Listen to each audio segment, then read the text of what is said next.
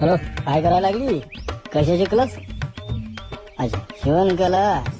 हा, कर कर कर कर करतो नंतर फोन. अरे काय भाऊ, काय म्हणते वहिनी? मशीन शिकायला लागली ती, कपडे शिवायची मशीन. पण भाऊ तू गलत केला. काय? नाही मी जेव्हा एवढी पोरगी पाहिली, साखरपुडा केला, पुढच्या महिन्यात आता लग्न आहे, पण अजून त्या पोरीचा फोटो ना दाखवला. हा म्हणजे तुला पाहिलं नाही का? झाट्या काही दाखवली रे मला पोरगी. अरे यार, धर हे पाय. भाऊ दे शमाय सत्ता. अरे काय झालं? पोरगी चांगली नाही का काय? शिक्या काय?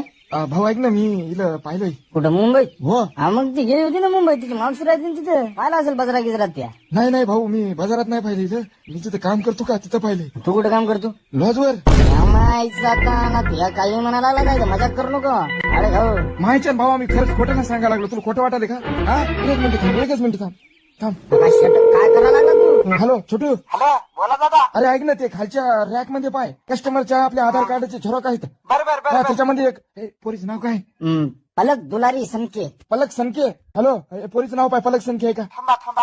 हा हो आहे दादा, वरती नाही म्हणजे 5 मिनिटं आधी त्यांनी मी रूम दिली होती. काय झालं दादा? हे तर आपले रेग्युलर कस्टमर आहेत ना, त्यांना काय डिस्काउंट द्यायचं होतं काय? हो, दे. बर आणि आपल्याकडून ज्यूस किती दे, फुकवाची कुळाला असेल तर. माहिती पाहिजे शिवण क्लास कसा चालू आहे.